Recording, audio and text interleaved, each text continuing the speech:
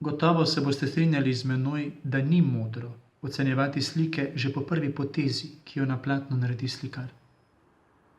Da ni modro ocenjevati pesmi, ko smo slišali šele njen prvi takt in nismo dovolili, da se odvije.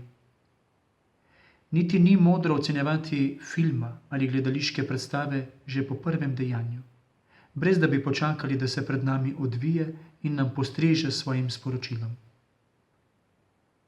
Mar je kaj drugače z našim življenjem? Je modro, da tako zlahka sodimo? Je modro, da velikokrat pridemo do prehitrih zaključkov? Je modro, da tako zlahka ocenjujemo vse, kar se nam v življenju dogaja, ne da bi počakali, da se razvije, nas česa nauči, nas okrepi, še posebno, kadar govorimo o vprašanju trpljenja? Prepričan sem, da ni modro. Pred nekaj leti me je doletela stiska, ki je nisem pričakoval. Doletelo me je trpljenje, ki me je ponižalo in ranilo moje srce. Doletela me je bolečina, ki je bila dolgotrajna. Zaprl sem se vase. Bil sem užaljen in celo jezen na Boga. Potem pa sem po določenem času prišel do presenetljivega spoznanja, da je bil Bog ves čas te preizkušnje, tega trpljenja z menoj. Da je bil on tisti, ki je tiste neprečute noči poslušal moje molitve in prošnje. Da je bil on tisti, ki je obrisal vse moje solze.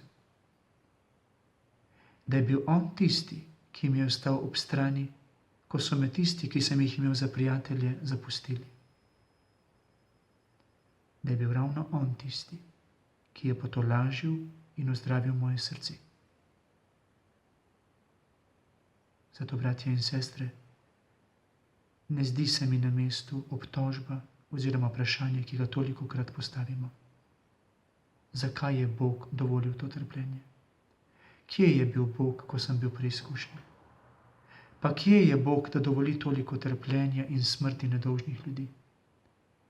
Kako lahko Bog gleda bridko trpljenje tolikih otrok?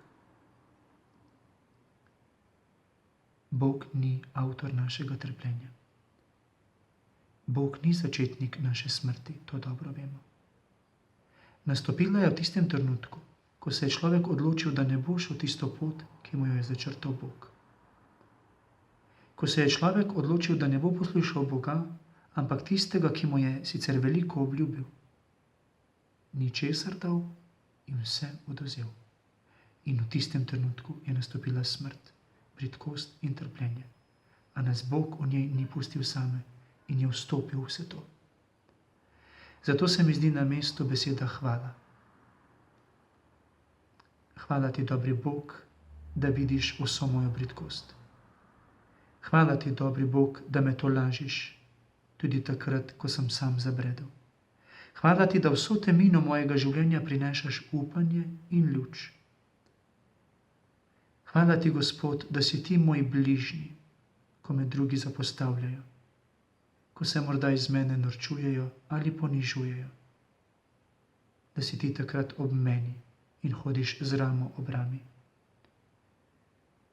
Hvala ti, Gospod, da me tolažiš, ko se od mene poslavljajo in odhajajo v večnost moji bližnji. Hvala ti, Gospod, da si z menoj v bolezni in ostalih bridkostih. Hvala ti, Gospod, da si šel na križ zame in da od takrat naprej noben križ več ni tako trd, ne težak. Hvala ti, Gospod, da si šel na križ, da vsak, ki bo stopil potem na križ, več ne bo na njem sam, zapuščen, osamljen. Hvala ti, Gospod, ker me po mojih in po tvojem križu odrešuješ. Bratje in sestre, Bog je z nami. Kličimo njegovo sveto ime in prišel bo v veselje in bridkost. Saj je Bog z nami.